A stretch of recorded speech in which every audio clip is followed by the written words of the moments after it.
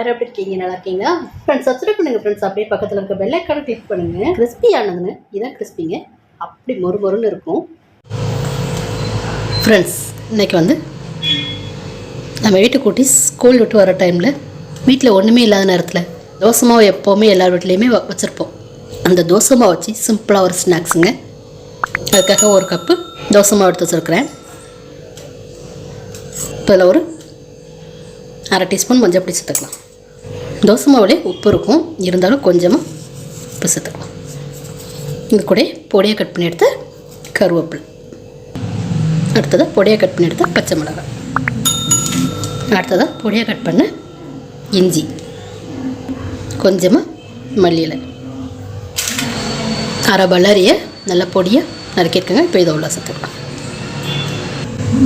அவ்வளோதாங்க.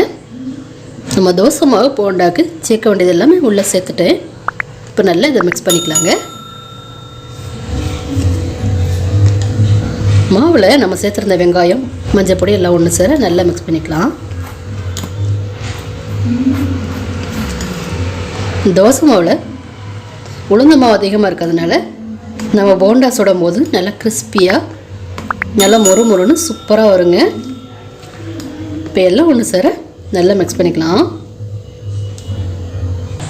அவ்வளோதாங்க, எல்லாம் ஒன்று சேர சூப்பராக மிக்ஸ் பண்ணி எடுத்துட்டேன். இப்போ நமக்கு போண்டாக்கு மாவு சூப்பராக ரெடி ஆயிடுச்சு. அடுத்ததாக போண்டா எப்படி செய்யலான்னு பார்க்கலாம். ஃப்ரெண்ட்ஸ் நான் மாவு மிக்ஸ் பண்ணி எடுக்கும்போது இன்னொரு சைடு ஆயில் ஊற்றி நல்லா ஹீட் பண்ணிட்டேன். இப்போ நம்ம மிக்ஸ் பண்ண மாவை கொஞ்சம் கொஞ்சமாக எடுத்து சேர்த்துக்கலாம்.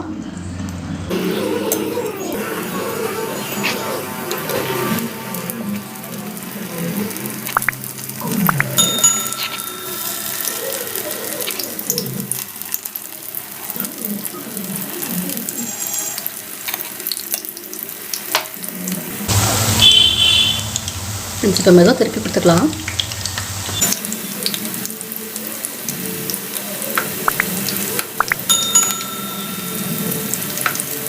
உளுந்து மாவு சேர்த்துக்கிறதுனால ரொம்ப கிறிஸ்பியாக வருங்க.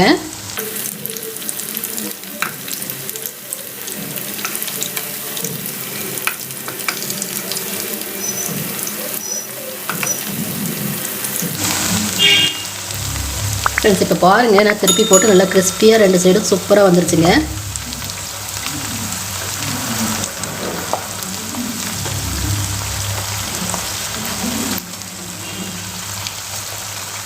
இன்னொரு சைடு நல்லா கோல்டன் ப்ரௌனாக வர்றதுக்காக திருப்பி கொடுத்துக்கலாம்.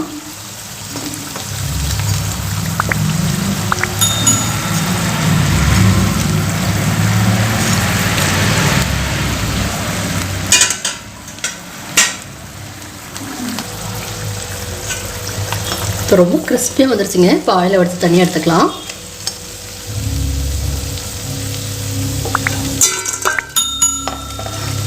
எடுத்து போடும்போது உங்களுக்கு சவுண்டு கேட்குதா பாருங்கள், எந்த அளவுக்கு கிறிஸ்பியாக இருக்குன்னு.